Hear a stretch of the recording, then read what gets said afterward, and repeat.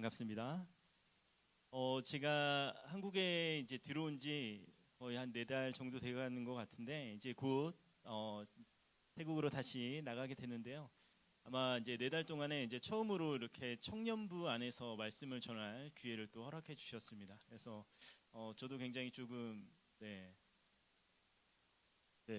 뭐라고 말해야 되지? 아무튼 낯섭니다. 어르신들이 있어야 될 것 같은 느낌이었는데 우리 청년들만 있어서 굉장히 좀 낯선 부분들이 있네요. 오늘 말씀의 제목은 선교적 삶입니다. 여러분 그 말씀의 이 제목을 딱 듣고 여러분이 그 들어지는 생각이 어떤가요? 선교적 삶 하면 제가 선교사로 떠나야 되는가에 대한 그런 느낌이 드시나요? 네, 절대 아닙니다. 네. 하나님은 그렇게 여러분을 이렇게 선교지로 이렇게 무작정 부르시지는 않습니다. 또 하나 그 제가 지금 태국에서 이제 빈민 사역과 현지 교회에서 여러분의 또래보다 조금 어리지만 아무튼 우리 청년들을 양육하고 있는데요. 우리가 흔히 생각하는 선교지라고 부르는 곳에서 저희는 생활을 하고 있습니다. 그래서 여러분이 자주 이렇게 김치찌개를 드실 때 저는 팟타이를 주로 먹고 카우팟, 볶음밥이죠. 그런 것들을 먹고 있습니다. 부럽진 않으시죠? 그렇죠? 이게 태국의 음식이 와 먹고 싶다 이렇게 부럽진 않으시죠? 왜냐하면 태국에 관광을 오면 이제 팟타이나 카우팟은 그냥 늘상 먹으니까 이제 푸파퐁 커리나 그쵸 똠양꿍 같은 조금 비싼 음식들을 먹게 되는데 저희는 여전히 카우팟에서 벗어나지 못하고 있습니다. 그래서 아마 부럽진 않으실 텐데 저희는 한국에서의 삶이 아니라 이제 태국에서의 삶을 살아가고 있는 것이죠. 그리고 우리는 선교사로서의 삶을 살아가고 있습니다. 그렇죠? 자, 그러면 제가 한국 와서 이제 제 친한 친구들과 이야기할 때 제 친한 친구들이 다 이제 어느 곳에서 일을 하고 있을까요? 보통 거의 교회입니다. 거의 교회. 담임 목사님과 저는 친구는 아닙니다. 여러분 오해하지 마십시오. 제가 저 어립니다. 확실합니다.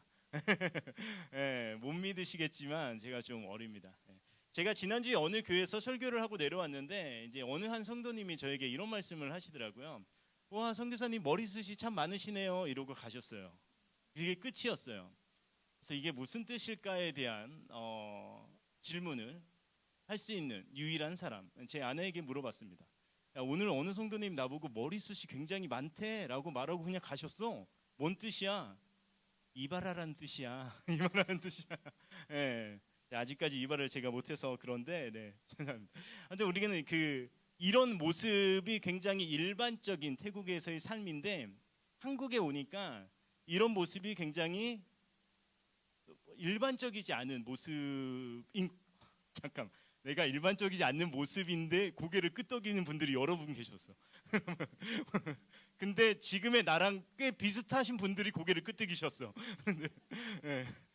네. 그 일반적인 그러니까 한국과 이게 태국의 여러 차이들이 있겠지만 태국은 비교적 남들과 비교하는 것들이 조금 덜한 것 같습니다. 한국보다는. 그런데 한국에 오니까 굉장히 많이 이제 남들과 내가 자의적으로 비교하지 않으려고 해도 이거 비교되어지는 것들이 꽤 있는 것 같아요. 그래서 조금은 뭐랄까 조금 더 심리적으로는 좀 어렵지 않나라는 생각을 조금 하게 되어집니다. 한국에서의 삶이 제가 비록 이제 5년밖에 안 있었지만 태국에서 제가 5년 이렇게 살고 들어와서 보는 거는 너무 좋은 환경과 너무 깨끗한 어떠한 분위기. 오늘 운전해서 오는데 저희 아들이 태국의 도로 아니 한국의 도로는 너무 잘 정비되어져 있는 것 같아. 그래서 한국은 너무 좋은 것 같아. 그래서 왜? 오토바이가 이렇게 마구잡이로 다니지 않잖아라는 것들. 네, 여기 한국과 태국의 차이이거든요. 그리고 저희는 태국 안에서 선교사로서 살아가고 있습니다. 네, 선교사로서 살아가고 있어요. 근데 그것과 내가 선교사로서 살아가는 것, 그래서 이 땅이 아닌 한국 땅이 아닌 모국 땅이 아닌 다른 나라에서 다른 문화권에서 다른 문화권에 있는 사람들에게 복음을 전하는 것, 이것 자체가 선교다라고 이야기하는데 우리가 그렇게 배워왔고, 그런데 오늘 성경에서 말하는 말씀은 그것만이 선교가 아니다라고 말하고 있습니다. 그래서 오늘 우리가 선교적 삶은 무엇인가? 선교적 삶은 내가 타 문화권에 가서 복음을 전해야 돼. 내가 타 문화권에 혹 가지 못하더라도 타 문화권에 가 계신 선교사님들을 도와야 돼. 혹은 내가 타 문화권에 가지 못하고 내가 타 문화권에 계신 선교사님들을 알지를 못하더라도 내 주위에 있는 사람들에게 내가 복음을 전해야 돼 라고까지 우리가 가는 거죠. 여기 한계에 우리가 막혀 있으면 안 된다는 것입니다. 우리는 이거보다 더 높은 하나님께서 우리 가운데 원하시는 그 진실된 선교가 뭐냐라는 것들에 대해서 우리가 조금 오늘 한번 살펴보고 싶습니다. 여러분, 그 제 친구들이 말씀드렸지만 다 교회에서 대부분 사역을 하고 있습니다. 담임 목사님도 계시고 주로 이제 부교육자분들이 많이 계신데, 뭐 제가 이 얘기를 한지 모르겠는데, 제가 이제 와서 저도 이제 나름의 5년의 시간들을 보내고, 그러니까 여러분 앞에서는 제가 징징대지는 못하잖아요, 그렇죠? 야, 나 너무 힘들어라고 제가 말을 못하는데, 제 그 친한 친구들 앞에서는 이제 야, 나 진짜 수고했다, 나 장난 아니었다, 이제 이런 얘기를 하거든요. 제가 지금 4달 만에 7kg가 쪘어요. 7kg가. 예. 제가 여러분 4달 만에 7kg 찌는 게 굉장히 일반적인가요? 여러분의 표정은 그게 그게 나도 그런데 막 이러는. 주연이 4달 만에 7kg 막 그거 쉬운 일인데 막 이런 표정이라 좀 당황했습니다. 네. 그 얼마나 이제 제가 이제 친구들이 많이 이제 챙겨주고 그러겠어요. 그러니까 그러다 보니까 제가 더 이제 저 이렇게 어깨 올라가서 나 진짜 너무 힘들었어 막 이러고 있으면 제 친구들은 열이면 열 이렇게 얘기를 합니다. 야, 한국도 장난 아니야. 한국도 진짜 힘들어. 한국도 정말 힘들어라고 이야기를 해요. 근데 저랑 이렇게 관계가 조금은 좀 거리가 있는 사람들은 제가 만약 이렇게 얘기하면 이렇게 그러냐고 이렇게 격려해주고 위로해줄 텐데, 제 친구들은 좀 그런 친구들은 없더라고요. 그래서 야, 한국도 진짜 힘들다, 그렇죠? 한국도 힘들다라는 것이죠. 그러면서 그들이 하는 이야기 중에 하나가 뭐냐면 한국도 선교지다라고 이야기를 하거든요. 한국도 선교지다. 그러면 이제 우리가 이제 생각하는 것이죠. 태국은 타 문화권이고 다른 나라에서 복음을 전해서 선교사님들을 그곳으로 가. 그래서 그곳이 선교지이다라는 것들에 대해서 이해는 우리 모두가 이해하잖아요. 모두가 동의하고, 그렇죠? 그런데 한국 땅은 나의 땅이고 나의 문화고 나의 언어가 통하는 사람들이 살아가는 곳, 이곳이 과연 선교지인가라는 질문들을 우리는 좀 하게 되어지는 것이죠.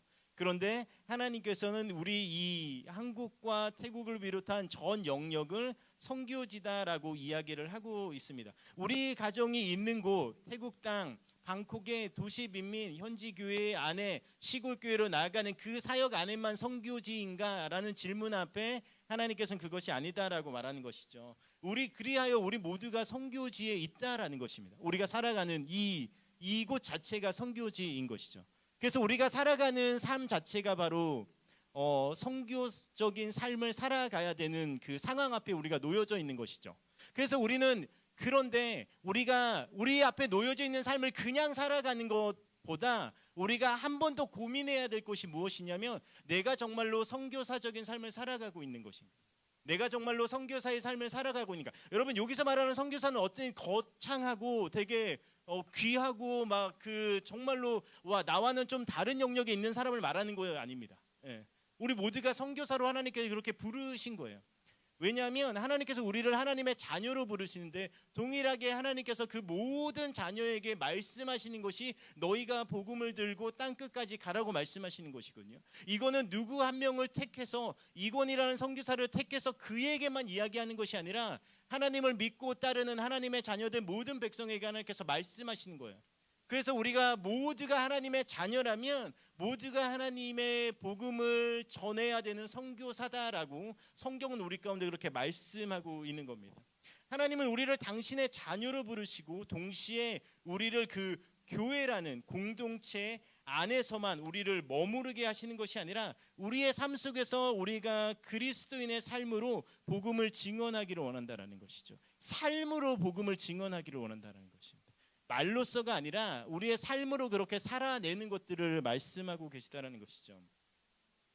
여러분, 그 세상은 교회를 향해 뭐라고 말합니까? 요즘 위선이다라고 이야기하지 않습니까? 못 들어보셨습니까? 다 여기서만 이야기하죠. 이게 밖에 친구들이 별로 안 계신 것 같은데, 이제 위선이다라고 이야기를 합니다. 야, 교회에 예수님은 보이지 않는다라고 이야기를 해요. 안 들어보셨나요? 여러분, 사람들이랑 좀 자주 교제 좀 나누세요. 필요합니다. 그러니까 교회 안에서만 머무르는 게 좋은 게 아니에요. 교회 밖에서의 사람들과 교제 나누셔야 돼요. 네. 한국 우리 여러 가지 이제 리서치하면 한국의 여러 이제 종교들 있고 막 쭈루루 나오잖아요. 가장 신뢰하지 못하는 영역 가운데 가장 큰 영역이 기독교예요, 기독교. 우리는 모를 수도 있으나 이 세상은 우리를 그렇게 이야기한다라는 것이죠. 그렇죠? 그러면 우리는 이제 그런 것들에 대해서 우리가 이제 반응하는 거죠. 그래서 교회가 보여주는 모습은 그 어느 정도 저들이 말하는 이야기에 이제 수긍을 이제 해서, 그러면 교회는, 우리는 그럼 그들이 말할 때 야, 교회가 더 돕고 교회가 더 낮아지고 막 이래야지, 이런 이야기를 할 때 우리의 반응은 어떠냐면, 그럼 우리가 좀 더 착하게 살아가야지, 우리가 좀 더 많이 도와야지 라는 쪽으로 이제 우리가 생각을 하게 될 텐데, 여러분, 그것이 단순히 나쁘다는 건 아니지만 그것이 정답은 아닙니다. 그러니까 우리가 이제 세상 사람들이 이야기할 때, 우리에게 이야기할 때, 야, 교회라면, 너가 교회 다니는 친구라면 너가 좀 더 나눠야지, 너가 좀 더 착해야지 라고 하는 것들은 그들이 우리에게 원하시는 것이지 하나님께서 우리에게 원하시는 것과는 조금 다르다라는 것이죠. 그들이 이야기를 할 때 고아와 갑을 돌봐야지, 이거는 하나님이 이미 얘기하신 거예요. 가난한 자를 돕고 가진 것을 나누어야 되는 거, 이거 하나님께서 말씀하신 것이죠.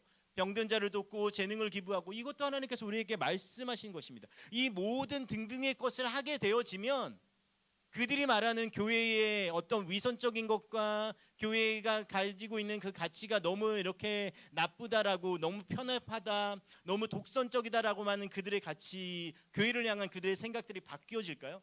전혀 그렇지 않습니다. 그들은 더 많은 것들을 요구하겠죠. 왜냐하면 그들이 가지고 있는 가치, 그들이 요구하는 가치와 교회, 더 나아가 하나님 당신의 어떤 그 영역과는 상당히 불일치되는 부분들이 많은 거예요. 그러니까 사람이 원하는 것으로 교회가 나아가서는 안 된다라는 것이죠. 사람이 원하는 것들로 교회가 바뀌어져서는 안 된다라는 것입니다. 교회는 교회가 가져야 될 그 하나님과의 바른 관계 가운데 서가야 되거든요. 그런데 요즘은 계속해서 사람들의 그 눈높이에 맞추려고 하는, 입맛에 맞추려고 하는 일들이 많아진다라는 것이죠. 교회는 단순히 착하게 행동하는 것을, 그래서 우리는 좀 뛰어넘고 뭐 해야 되나, 하나님의 존재가 이 땅 위에 드러나게 해야 되는 것. 누구를 통해서? 바로 우리를 통해서죠. 우리의 삶을 통해서 하나님의 존재가 드러나야 되는 것입니다. 제가 좀 몇 년, 오래됐을 것 같은 한 10여 년 전에 이제 IVF라고 아시나요? 동아리 있는데, 대학 동아리, 거기 혹시 멤버 계신가요? IVF? 네, 안 계시죠? 다행이다. 건전한 동아리입니다. 건전한 동아리. 거기 이제 간사님과 제가 이제 이야기를 하다가, 목사님 이제 큰일 났다고. 왜요? 그러니까 제 아는 지체 중에 누가 이제 되게, 여러분, 제가 여기서 딱 얘기하면 어느 교회인지 알만한 그 대형 교회의 그 그룹의 리더야. 그분의 이제 이야기인데, 뭐 제가 이제 디테일하게 이야기할 수 없지만 그 대략적인 건 이랬어요. 그분이 리더예요. 교회, 대형 교회 리더야. 그리고 정말 빠지는 게 없대. 좋은 직장에 교회에서 리더고, 뭐 예배부터 시작해서 모든 봉사에 빠지는 게 없대. 그분이 회사 가서 가장 먼저 하는 게 뭔지 알아요? 큐티야, 큐티. 아침에 일찍 도착하자마자 큐티 책을 펴고 두 손을 모으고 기도하고, 그리고 일을 시작하잖아요. 일이 출근 시간과 퇴근 시간을 철저히 지키는 분이에요. 단 1분도 나의 퇴근 시간을 용납하지 않는. 왜? 나는 이거 끝나고 어디 가야 돼? 교회 가야 돼. 너무 아름답지 않습니까? 네. 이분, 네. 아름답지 않죠. 왜냐하면 이분의 일하는 게 장난 아니래요. 그러니까 이분 때문에 모든 일들이 마비될 정도로 문제투성이야. 이분이 일하는 건.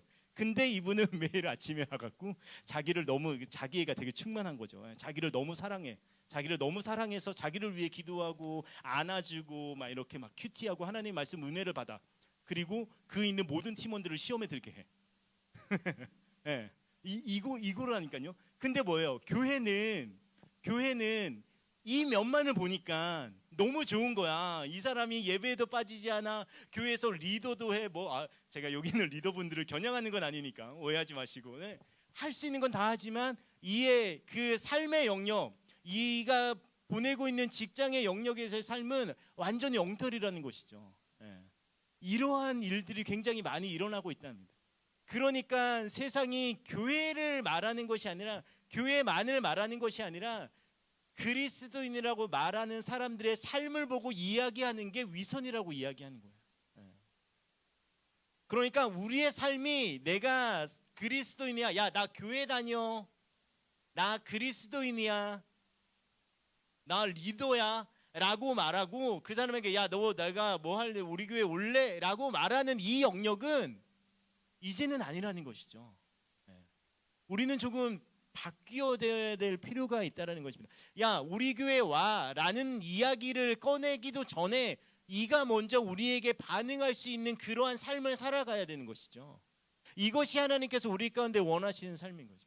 그러니까 우리의 이 삶 가운데, 이 세상 가운데 우리가 야 교회 다녀, 야 하나님은 정말로 좋으신 분이야, 하나님은 정말로 완벽하신 분이야, 전능하신 분이야 라고 말하기 이전에 우리의 그런 하나님을 믿는 삶을 우리가 살아나가는 거예요. 삶으로 우리가 보여주어야 되는 거예요. 그러할 때에 그들이 반응해서 오는, 그로 말미암아 우리의 선교적인 삶은 내가 선교지로 나아가야 되는 것, 내가 최소한 선교지에 계신 누구를 도와야 되는 이런 영역이 아니라는 것이죠. 더 중요하고 더 완벽한 영역은 무엇이냐면 나의 삶 가운데서 하나님의 존재를 드러낼 수 있는 그러한 삶을 여러분 살아가야 된다는 것입니다. 오늘 15절에 이렇게 이야기하거든요. 이는 너희가 흠이 없고 순전하여 어그러지고 거스리는 세대 가운데서 하나님의 흠없는 자녀로 세상에서 그들 가운데 빛들로 나타내며, 흠이 없고 순전하여라고 이야기를 합니다. 그러니까 흠이 없고 순전하여. 근데 무엇이냐면 14절에 이렇게 이야기하거든요. 모든 일을 원망과 시비가 없이 하라라고 말하거든요. 그러니까 교회 공동체, 그러니까 우리 루엘 청년부 맞나요? 루엘이 뭐죠? 하나님 친구. 네, 맞죠? 자, 우리 루엘 청년부에게 이렇게 말하는 거예요. 너희가 서로 다투지 말고 원망과 시비가 없이 하라라고 말하는 거예요. 우리 청년부 가운데, 우리 청년부의 그런 일들이 아주 기본적인 세팅으로 일어나야 된다는 것이죠. 이것이 우리 가운데 이 일이 어떻게 가능하지? 정말로 놀라운 일인데, 이가 아니라 원망과 시비가 없이 하는 흠이 없는 자의 삶이 우리 가운데 기본값으로 세팅이 되어야 된다고 말하는 것이죠. 가능하겠습니까?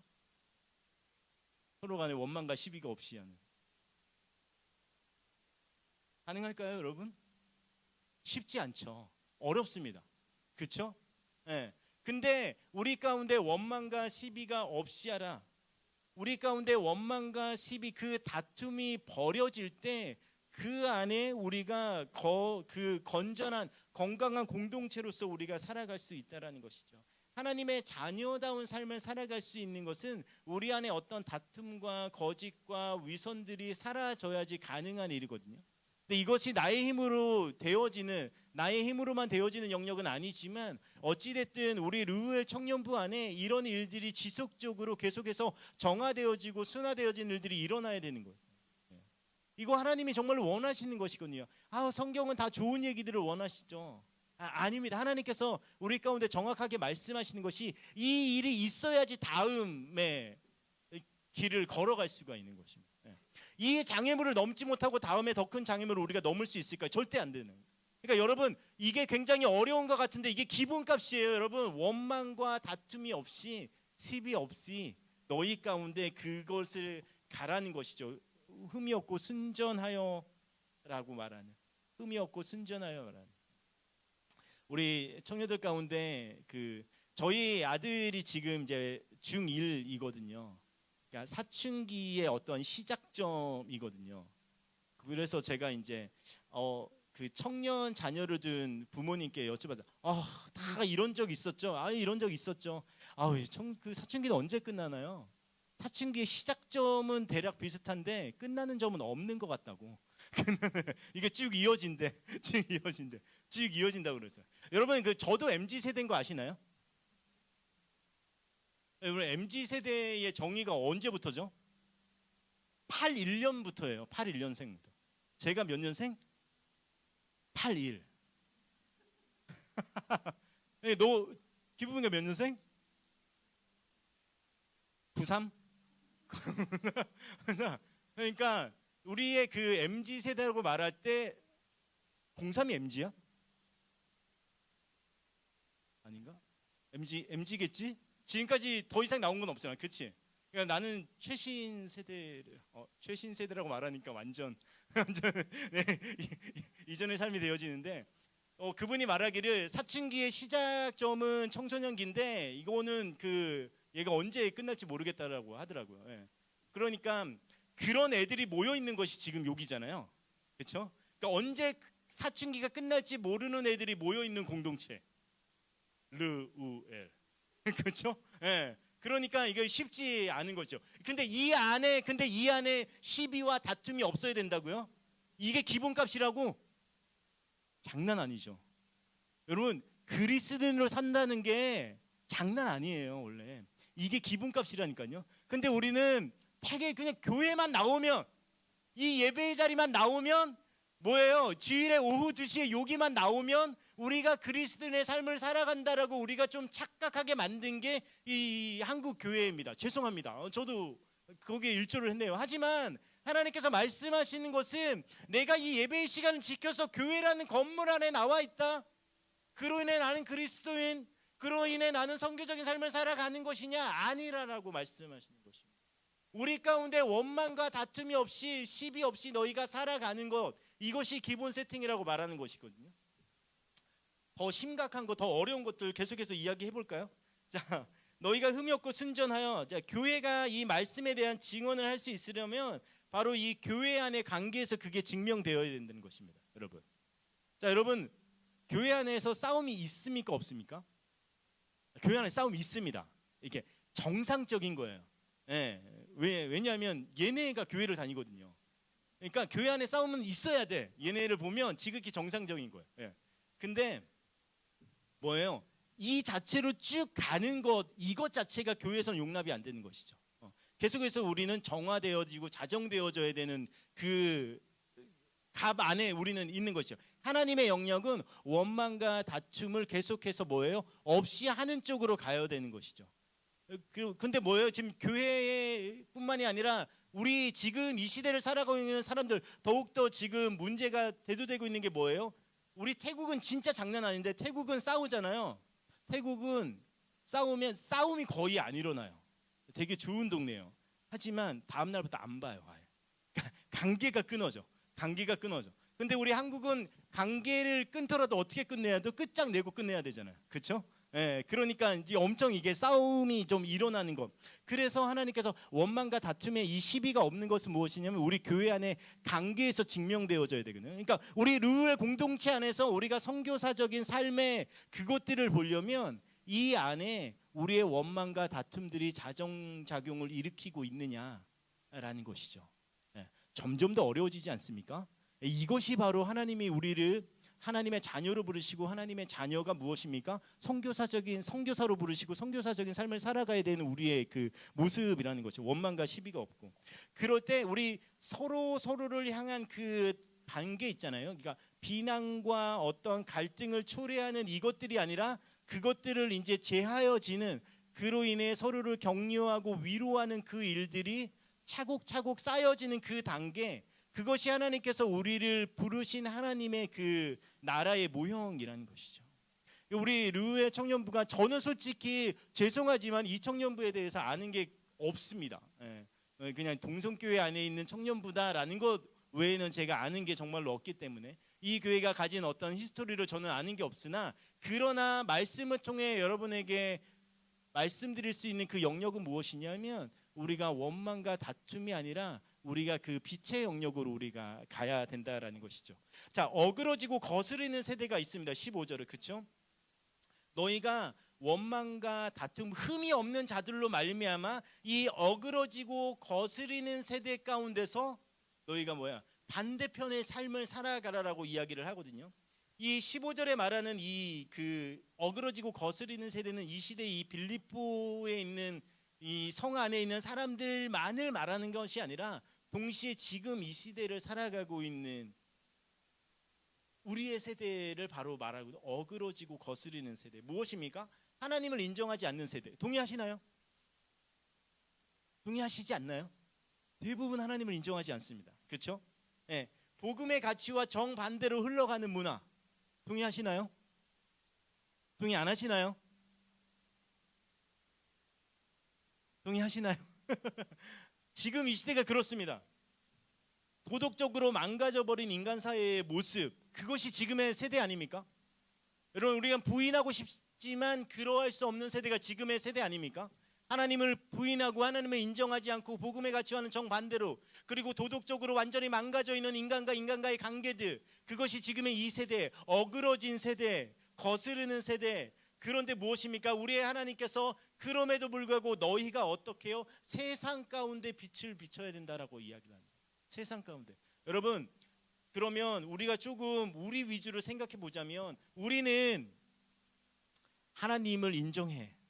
그리고 우리는 복음의 가치대로 살아. 그리고 우리는 도덕적인 관계도 꽤 건전한 것 같아 라는 것이 우리의 모습이라면, 우리는 이 세상에서 어떻게 살아야 될까요? 이 세상은 전혀 그렇지 못해. 이 세상의 다수가 그렇지 못해. 그러면 무엇입니까? 우리는 우리끼리 우리만의 작은 왕국을 만들어서 그 안에서 살면 이들과 볼 일이 없으니까 우리는 좀 안전장치 안에 있는 거 아닙니까? 안전한 세대 가운데 있지 않을까요? 그럼 그러기를 원하십니까? 이게 더 쉬운 거 아닙니까? 이 안전한데? 여기 있으면 최소한 안전한데? 예. 근데 우리 하나님은 뭐예요? 하나님 뭐라고 말씀하세요? 너희가 세상 가운데 빛이라라고 이야기를 하거든요. 뭐예요? 그러니까 그리스도의 공동체는 그로 인하여 그들과 그 분리돼서 살아가는 것이 아니라 그들과 구별된 삶을 살아가는 것이죠. 그러니까 이 세상 안에서, 이 세상은 복음의 가치에 대해서 그들이 인정하지 않고 하나님에 대해서 인정하지 않는 대다수의 삶이 있으나, 그 안에서 우리 르우엘 청년들에게 하나님께서 원하시는 그 말씀은 무엇이냐면, 구별된 삶을 그 안에서 살라라고 말하고 있습니다. 분리된 것이 아니라 구별된 삶을 너희가 그 안에서 살아나가라라고 이야기하는 것이죠. 세상 한가운데서 빛을 비추는 공동체로서 살아가라고 이야기를 하는 것입니다. 여러분, 이거 쉬운 것 아닙니다. 여러분, 그래서 내가 결정했어, 그래서 여러분이 내일 내가 만나는 사람에게 복음을 전해야지, 이걸로 되어지는 것이 아니라는 것이죠. 그 말을 하지 않아도 여러분의 삶을 통해서 그것이 증명되고 증거되어져야 되는 이 일이 하나님께서 오늘 우리 가운데 말씀하신 선교적인 삶의 영역이라는 것이죠. 우리를 부르신 하나님, 당신의 자녀들은 하나님께서 굉장히 수준 낮은 곳으로 부르시지 않았다는 것이죠. 우리가 하나님의 자녀로 살아간다고요? 이거 굉장히 수준 낮은 것 아닙니다. 굉장히 높은 차원의 것들을 우리가 감당해야 될 일이 우리 가운데 있는 것이죠. 근데 그것을 외면한다고요? 우리 하나님은 그것도 용납하지 않으십니다. 그들과 분리되는 것이 아니라 그들과 구별된 삶 속에서 그 중앙에서 하나님의 존재적인 그 가치가 증거되어져야 됩니다. 여러분, 우리가 지금의 이 시대를, 어그러지고 거스르는 세대를 살아가고 있으나, 우리 청년들의 이 젊음과 제가 절대 가질 수 없는 여러분 가진 그 젊음 있지 않습니까? 네. 그 젊음으로 이 세상의 중앙에서 빛을 비출 수 있는 그러한 우리 청년들이 되어지기를 소망합니다. 저들은 절대 이해할 수 없는 가치관이 우리 가운데 있어야 돼요. 그래서 진짜 우리 하나님을 거부하는 세대가 가진 가치관은 분명합니다. 그렇죠? 뭐죠? 돈과 명예와 쾌락과 여러 가지의 것들이 있죠. 우리가 그것을 따르지 않겠다고 하는 명확한 이 가치관이 우리 가운데 있어야 되는 것이죠. 그러할 때 우리는 이 세상에서 다른 삶을 우리는 살아갈 수가 있다라는 것입니다. 우리 안에 세상과 그 분리되어 살아가지 않지만 그러나 그들 안에 구별되어 살아가는, 그로 인해서 그 교회 안에서는 그 원망과 다툼이 없는 하나된 공동체를 이루어 가야 되는 것이죠. 이것이 바로 선교적인 삶의 영역입니다. 그리고 두 번째는 세상 속에서는 하나님의 자녀로 우리가 구별된 삶을 살아야 되는 것이죠. 근데 여기에서 구별이 야 나는 쟤네랑 너무 달라라고 말하는 이것이 아니라 우리의 삶이 그들이 생각하는 높은 차원의 가치보다 더 뛰어난 하나님의 가치를 따라가는 것, 이것이 우리가 가져야 될 것이고, 복음을 생명의 말씀으로 제시하는 그로 인해 선교적 공동체가 되어야 되는 건데, 저는 우리 르우엘 공동체가 선교적 공동체가 되기를 소망하는데, 여기서 말하는 선교적 공동체는 그래서 우리가 막 단기 선교로 막 태국 방콕을 가야 된다, 이거 절대로 아닙니다. 그래서 그러면 우리 방콕은 아니더라도 우리가 교회에서 있는 매년에 어떤 단기 선교나 이런 걸로 꼭 우리가 선교지를 가야 된다, 가면은 좋죠. 근데 이것이 궁극적인 선교적인 삶의 공동체는 아니라는 것이죠. 선교적인 공동체의 직접적인 것은 무엇이냐면 내일 펼쳐집니다. 그건 아니요. 오늘 예배 끝나고 여러분의 목장 모임이나 오늘 교회를 떠나서 여러분의 돌아가는 그 삶의 영역에서 나타나거든요. 여러분의 삶이라는 것이죠. 여러분의 삶이 정말로 세상의 가치를 따르지 않고, 그리고 원망과 다툼으로 나아가지 않고 하나님께서 나를 통해 어떻게 이루시는 건가에 대한 여러분의 그 고민들이 있어져야 되는 것이죠. 제가 어느 책인지 기억이 나지 않는데 죄송한데 두 그룹이 있었어요. 두 그룹은 그 해가 떠오르지 않습니까? 해가 떠오르면 해를 보고 가고 있었어요. 그리고 한 그룹은 해를 등지고 이제 걷고 있는 것이죠. 서로가 이제 반대편으로 걷고 있습니다. 마주쳤어요. 그러니까 그 사막의 이런 그 한 가운데서 이들이 마주쳤어요. 이 그 뭐예요? 동쪽에 있어서 서쪽으로 걷던 그룹. 근데 뭐예요? 해를 등지고 걷는 그룹. 그리고 서쪽에서 동쪽으로 해가 있는 곳으로 나아갔던 그 그룹. 극명하게 나타나는 차이가 뭐예요? 이 두 그룹 중에 차이가. 그냥 마주쳤어. 어떤 일이 벌어질까요? 자, 여러분. 자, 거의 끝나갑니다. 굉장히 중요해요. 어떤 일이 일어나요? 마주쳤어, 둘이. 자, 내가 해를 보고 걸어가요. 해를 보고 걸어간단 말이야. 근데 해를 등지고 오는 사람이 내 앞에 나타났어. 해를 등지고 오는 사람이 나에게 이렇게 이야기하는 거예요. 뭐라고 이야기할 거예요? 뭐라고요? 너 되게 눈부시다. 너 되게 광채가 나. 야, 너의 그 광채는 어디에서 나는 거니? 뭐예요? 해를 따라 예수 그리스도를 따라가는 자의 얼굴에는 뭐예요? 해에 비춰서 광채가 나는 거죠. 그렇죠? 근데 그 길이 쉽지는 않아요. 왜냐하면 계속해서 이 따가운 햇볕 앞에 그들을 전진해야 되니까. 그렇죠? 근데 이게 싫어서 나는 정말 해를 등지고 걸어가면 나의 걸음은 조금 가벼울 수는 있습니다. 좀 더 쉬울 수 있어요. 근데 뭐예요? 나의 가운데 광채가 절대 나타날 수 없는 것이죠. 여러분, 우리의 삶은 어느 쪽으로 걸어야 되나? 우리의 삶은 해가 뜨는 쪽으로 우리가 걸어가야 돼요. 우리 그 길이 쉽지는 않다라는 거죠. 조금은 어려울 수 있습니다. 그러나 우리가 그 길을 한 걸음 한 걸음씩 걸어가는, 우리가 주님의 그 허락하신 길이 바로 이런 거거든요. 여러분은 느끼시지 못한, 여러분 그 뭐예요? 서쪽에서 동쪽으로 걷는 자가 광채가 나는 걸 그가 볼 수 있나요? 느낄 수 있나요? 아니요, 절대 그는 못 봅니다. 근데 뭐예요? 한 걸음 한 걸음 계속 걸어가다 보면 그 주위에 있는 사람들이 보게 되어지는 것이죠. 야, 쟤는 뭐가 다르지? 쟤는 뭐가 다른데 저렇게 광채가 나지? 제 삶에서 왜 저렇게 광채가 날까? 저건 뭘까라고 보게 되어진다라는 것이죠. 여러분, 우리는 그래서 우리의 삶이 굉장히 연약하고 작고 아무것도 가진 것 없다라고 생각할 수 있는 거예요.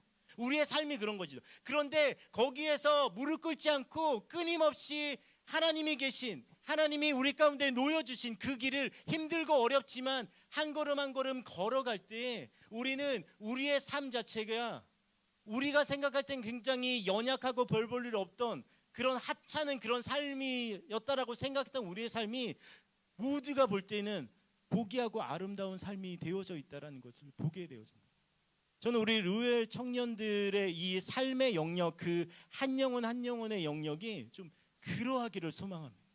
좀 힘들고 어렵지만 주님 계신 그 해를 따라 걷는 삶이 되어지기를 소망합니다. 그 땅이 쉽지는 않을 겁니다. 네. 죄송하지만 단언컨대 진짜 어렵습니다. 네.